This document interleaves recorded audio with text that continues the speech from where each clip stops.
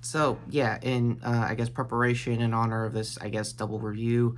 Yeah, I don't really have cybernetic tech to look like stuff. I guess a couple of near futures ago, but what I can say for Section 9, at least for the '90s version of that team, they have cool guns, more or less. But yeah, let's get into it. Hey everybody, what's up? This is Retrokid Reviews. Coming off of my first episode review for Ghost in the Shell. Sorry, the Ghost in the Shell for 2026, and a retro review for the '95 original, aka that's the one I'm going to be doing from memory. So we'll get to the 2026 adaptation first before we get into the '90s movie of what I remember. It's actually good. Science Cyru, which I believe is the animation studio behind Dandadan, if I'm not mistaken. Go to the cards if I did a season review of Dandadan. On that, as far as remembering which studio was which. And for the '95 movie, it was directed by Mamoru Oshii, who may or may not have also did the original '89 to '91 manga for that adaptation. So we'll start off, like I said, with the Science Cyru adaptation that just dropped on Netflix today as of this recording. It's good. You can definitely tell the art style is hand-drawn animation. I think that was the biggest marketing whole thing for some of the backlash they were almost going to get for this animation team in the lead up to this drop today. The good news is the whole reason behind is that for an advanced sci-fi future with cybernetics and AI ghosts and all that stuff when it comes to programming, I don't think they wanted to be involved with having AI basically be in charge of animation for this project. So with that said, my overall thoughts, again, I'm only going off of the first episode. I believe IGN and a few other content creators have gotten the first two episodes debut as of the lead up to this week. It's good. I've only watched the sub, but I am very much aware that a Resident Evil alum, Nick Apostolius, who's known for being Leon in the remakes, and now my previous review, RE9, he is going to be, I believe, Togusa for the Section 9 team in that adaptation. I'm a big fan of that character since the '95 movie, and I think most of, damn it, the anime that followed it, Standalone Complex, there we go, basically made me feel for that guy as like I guess the closest thing to a POV for that kind of crew. And what is this crew exactly? A lot of different things. For those who are new to my channel, this is my first rodeo talking about the Ghost in the Shell franchise. I talked about Rise when that was coming out back in the 2010s. I briefly touched on the ScarJo remake Paramount did a few years ago, going on almost 10 now. That might finally get to be a retro review because every time I was on the cards, it was just news updates. I didn't actually do a traditional review, and it was kind of buried in controversy with like the casting and everything. So I might have some time to talk about it in full if it comes out on streaming in some way. I might just pick up the Blu-rays just to be done with it, I guess. Knowing Paramount and everything. Speaking of tech and physical media, yeah, I am very much aware what Sony is going through when it comes to just ditching physical media by the time they make it to PS6 in 2028 or whatever they're going to be doing in that January release schedule. Yeah, it sucks. For anyone who's making the petitions and doing whatever they can to preserve as much physical media as you can, for a collector who is basically, I call myself Retrokid Reviews for a reason, is absolutely needed and valid in times like this. So, with the news out of the way, and you're not out of the woods yet, Paramount, by the way, I'm going to be adding that into the end cards, I'll tell you in a sec.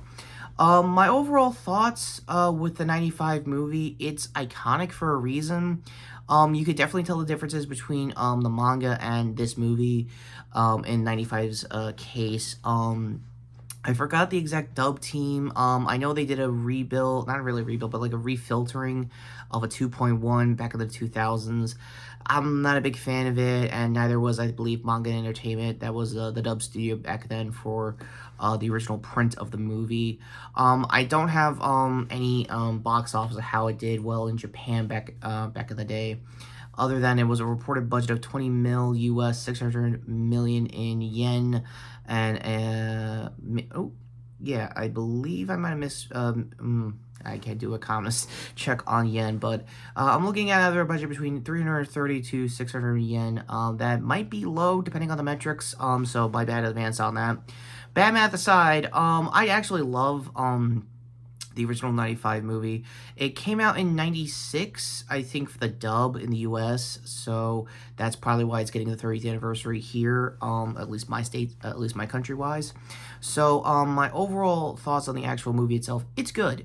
Bar for bar, if we had to compare it to the original live-action remake that came out in 2017, does not hold any candle to it. I will say, if anyone who is a fan of this channel ever remembers my shout-outs to Bennett the Sage during his animated Band-Aid years for Channel Awesome, that it was very truncated with some dialogue, mainly for pacing reasons and stuff like that. I don't know how that still holds up for the dub team back then, going into, I guess, preserving it in other avenues of streaming if you guys are going to try to watch it. I remember that it's on Tubi and I believe YouTube free movies for the 95 original anime movie, so no cards there, but probably links down below in case you guys are interested. Keep in mind those links will probably change over time if you're watching this whatever many years down the road. That being said, it's good. There's a lot of inspirations. You could definitely tell why the Wachowskis later down the road used most of the visual language of the action for The Matrix way back when. I think a few years later in 99. So with all that said, I guess judgment time for mostly the 2026 adaptation of the manga. It's a 9. I like it. I see where they're going. IGN gave it a 9. I believe there's some high 7 point somethings on IGN. No, on IMDb. My apologies. Trying to do my best not to second screen on this one. But, yeah, I'm sorry again to not have visuals for this retro review to show the animation, show how much of a journey, like, every iteration of, like, Makoto Kusanagi, aka Major, has been throughout the decades. But, I am aware in the new anime's case that Bandai Namco might be doing collector's figures for cheap, hopefully. If that ever comes on Amazon listings, I'll probably try to pick it up as soon as I can as an update review for just that show.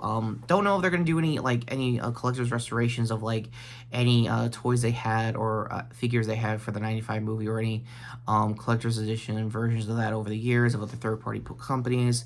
So with that all said, sorry to basically do the Cliff Notes version of the 95 original movie, but it is way more layered and nuanced than it looks. I highly recommend watching it yourself if you want this to be your gateway into old school retro anime. It's a good starting point. It gives you a good breadth of the animation, the styles, and everything. And being more, I guess, truncated with exposition than I think the movie was actually. End card's finally coming up to my previous hand here to my previous video, which, excuse me, I believe it was... Hang on, I'm pacing myself. Wow, weird. That's not meta at all. Should be my Toku news on Myth. Yes, it was my Toku news on Kamen Rider Myth. I also did, speaking of things I missed, other hand here to the shorts playlist, to me talking about not just Myth, but I believe Galahorn, the next Project Red Metal Hero show that'll be following up after Galvan Affinity. Totally not trying to cosplay as Togusa. I think in the 95 movie on his casual day, weird as it sounds, I couldn't have the budget to do the bug guy thing. For those cosplayers that do that, I respect you, seriously. Yeah, sure, here, obviously, to sub the channel, hit the notification bell down below. Ghost yourself, or I don't know what was the hacker terminology for both adaptations, so my bad in advance aside. To high point this video, if you are a mobile subscriber, and until next time, I'm Retrokid Review saying, yeah, for a double review and a retro review at the same time, you think I'd be shooting more. I mean, the actions in both of these are actually amazing and wild, especially with the 95 movie. Again, I highly recommend watching both yourself. And for Science Saru, good luck, and I guess for most of the animation going forward. And yeah, so we're not going to go full Mama Roshi with like the weird, almost softcore stuff, right? Right?